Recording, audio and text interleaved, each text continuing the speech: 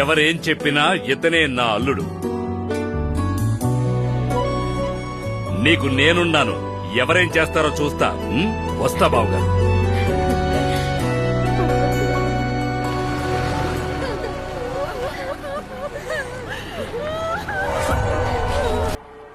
రత్నం, రత్నం, అయ్యగారు వచ్చారు. నువ్వేడిచేది చూడలేరని కారులో ఉన్నారు.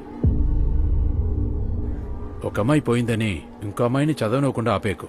+2 అయినాక ఫీజు లేకుండా చదవచ్చని అయ్యగారు చెప్పారు. ఇందులో 2 లక్షలున్నాయి. అయ్యగారు ఇవ్వమన్నారు. ఇలా రామా.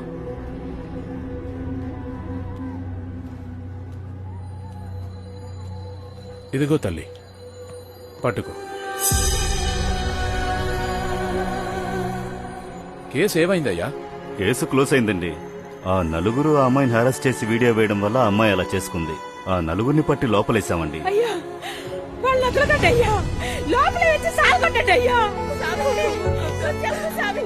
అమ్మా, మీరేడవకండి. అన్నీ అయ్యగారు చూసుకుంటారు. ఎవ్వరూ తప్పించుకోలేరు. శిక్ష పడేటట్టు చూసుకుందాం. యో వెళ్ళవే.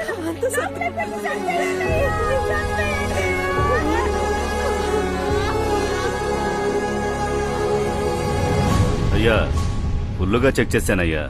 స్పాట్ లో మనకు సంబంధించి ఎలాంటి ఎవిడెన్సూ లేదు. ఆ నలుగురిని జైల్లో వేసి కేసు ముగించేస్తాను. ఆ అమ్మాయి ఫోన్ కూడా నా దగ్గరే ఉందయ్యా. మీరు చెప్పారంటే అప్పగించేస్తాను. తిరిగి అంత ఇవ్వక్కర్లేదు. తర్వాత మనకే యూస్ అవుతుంది. పెట్టుకో. అయ్యగారు, కన్న తండ్రికి ఇంకా ఏ విషయం తెలియదండి. అలా తెలిసినా కూడా మనల్ని ఎదిరించి ఏమీ చెయ్యలేడు. మనమే చేశామని మనమే చెప్పినా కూడా 2 లక్షల కోసం కాళ్ల దగ్గరే పడుంటాడండి. కానీ ఆ పీటీ మాస్టరే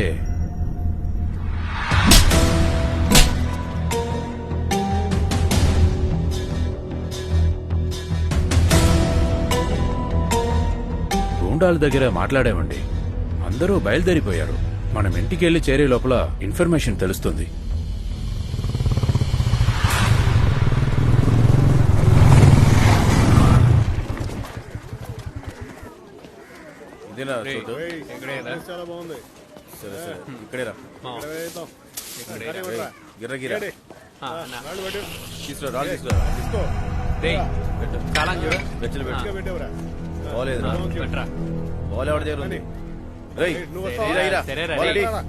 ఏంట్రా దిగులు చూస్తున్నారు?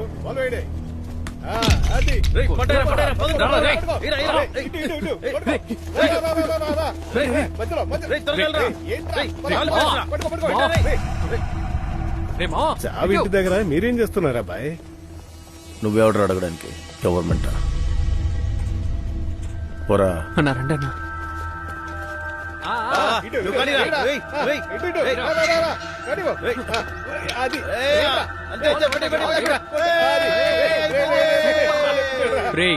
అసలు ఇది అవుటే కాదు. చూసిదిల్లా గిర్ర గీసారా? ముందు ఇదంతా రూల్స్ లోనే లేదు.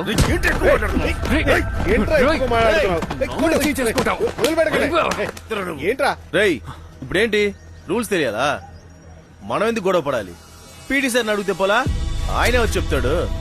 అమ్మా, పీటీ సార్ని పిలువమ్మా. సార్ వచ్చి రూల్స్ మాకు చెప్పేసారండి సార్. ఎవరమ్మా నన్నగా పిలుస్తున్నారు?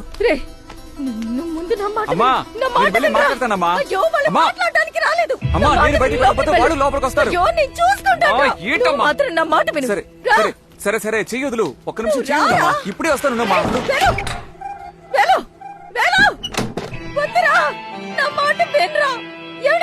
వాడి వెళ్ళొద్దని చెప్పండి.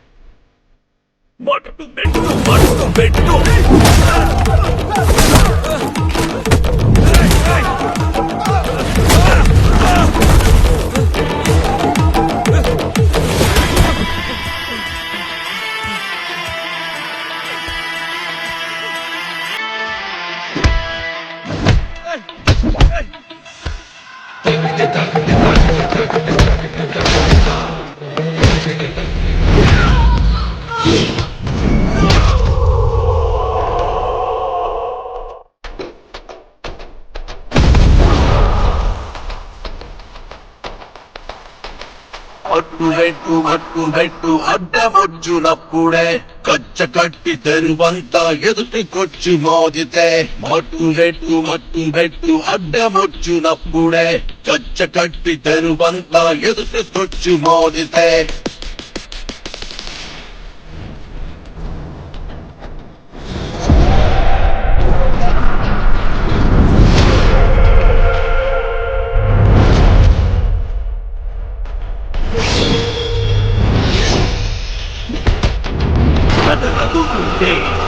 వెలుచుగా బలంగా అతిరెడ్డి పరిచయ్య త్వరపడుమడిగా వెదరదుకుంటే వెలుచుగా బలంగా అతిరెడ్డి పరిచయ్య త్వరపడుమడిగా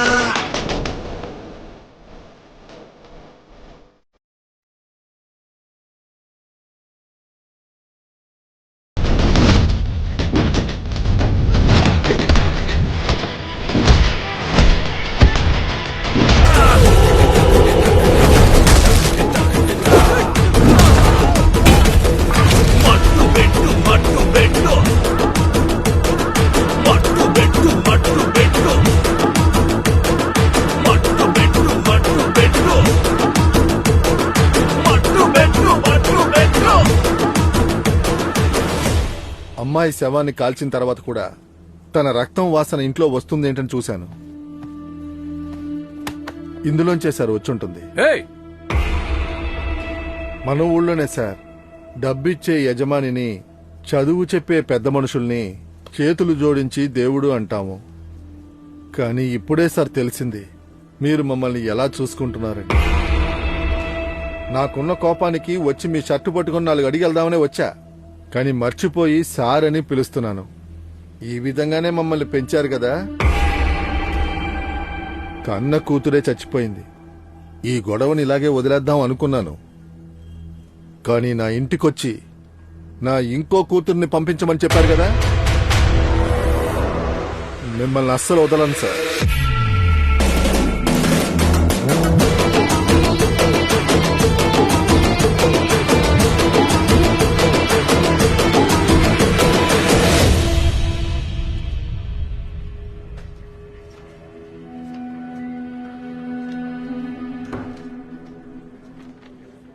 ఎవరిపైన complaint? GP institute chairman Guru Purushothaman sir.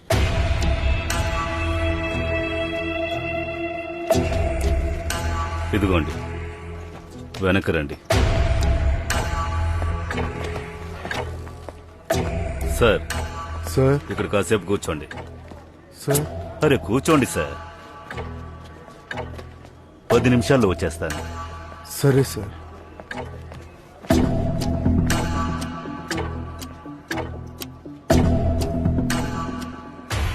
వాడికి అంత అయిపోయిందా? అయ్యగారు ముందు నోరు మెదపడానికి భయపడేవాడు ఇవ్వాలంటే చేతులెత్తి బెదిరించేసి వెళ్తున్నాడు. ఇది చాలదని స్టేషన్ కి కంప్లైంట్ చేయడానికి వచ్చాడా? చచ్చినాని రాత్రి అంతా అక్కడే కూర్చోబట్టు. వాడిని వెతుక్కుంటే ఇంకొకడు వస్తాడు, వాడిని కూర్చోబెట్టు. రేపొచ్చి వాళ్ళ సంగతి చూస్తాను. అయ్యా, స్టేషన్లో ఏవైనా నేను చూసుకుంటాను రా, దీన్ని తేల్చాలి. అలాగే అయ్యా, చేస్తానయ్యా.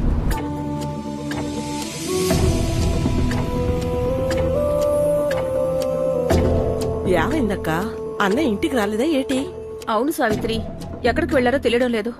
చాలా భయంగా ఉందమ్మా. ఫోన్ స్విచ్ ఆఫ్ అని వస్తుందక్క. సరే, మీరు దిగులు పడుకొని ఉండండి. కనక వీళ్ళ దగ్గర చెప్పి అన్నయ్యని వెతకమని చెప్తానులే. నాన్న,